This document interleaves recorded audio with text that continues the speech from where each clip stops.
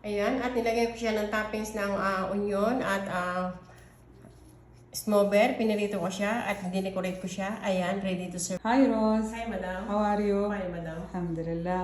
اليوم روز بتوريكم طريقة الصيادية. يلا روز. Hello mga kabayan. Ngayon magluluto ako ng sayadiya. Ayan, ready ko na itong 2 kilo ng fish. At ready ko na dito 5 glass ng rice, red rice, yellow. At ito, niready ko na itong salt, turmeric powder, morat powder, at itong tamarin hindi. At itong onion, hiniwa ko siya ng long size, 3 pieces. At hiniwa ko rin ito ng long size at pinirito ko siya. Ayan. At niready ko itong cinnamon powder, salt at morat powder. At niready ko na rin itong hot chili, black lemon, darsin at hill. At itong tomato paste. At niready ko na rin itong white flour para sa ilalagay ko mamaya sa fish bago ko i-fry. Morat at turmeric powder at salt ilalagay ko dito sa fish.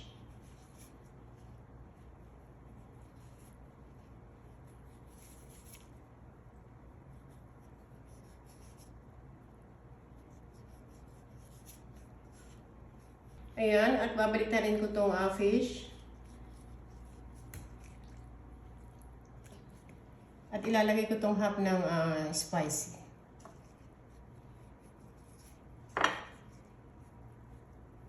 Ayan, lalagyan ko na siya ng konting flour.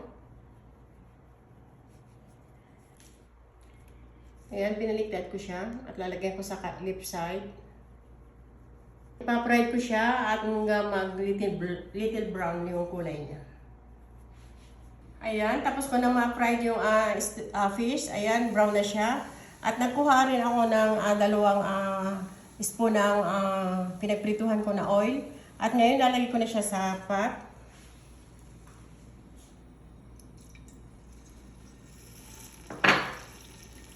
At add ko na rin itong hiniwa kong onion. Ayan, lulutuin ko dito yung onion ng more brown yung kulay niya.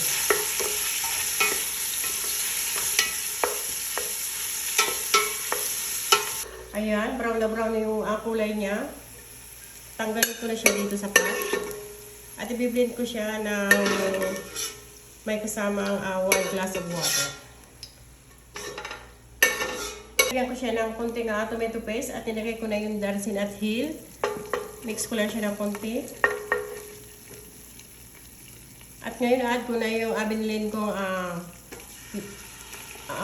onion. Ayan, minix ko siya. At ngayon add ko siya ng konting tamarin hindi.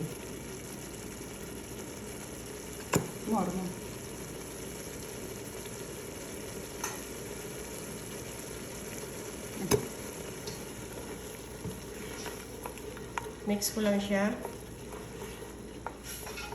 At ngayon, add ko na itong spicy niya. Baharat, salt at cinnamon. Mix ko lang siya. Rin yung 2 black lemon at ngayon add ko na yung water.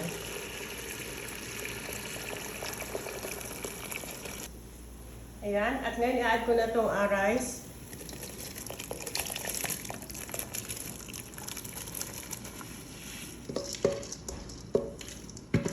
Ayan, mix ko lang siya.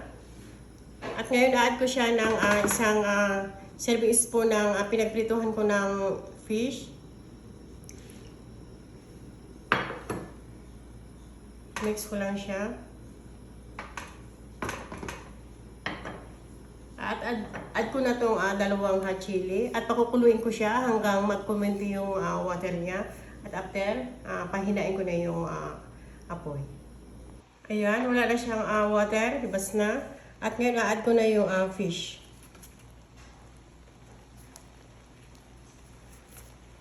At tatakpan ko na siya. At keep ko siya sa apoy ng low heat ng 40 minutes.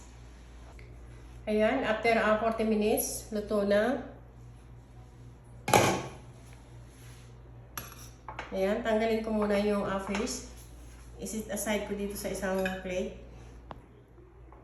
Ayan, at lalagay ko na dito sa malinis na lagyan.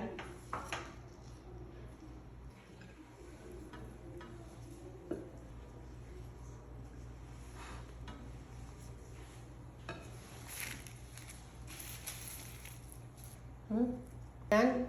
Lalagay ko na dito, i-decorate ko yung pinirito kong onion.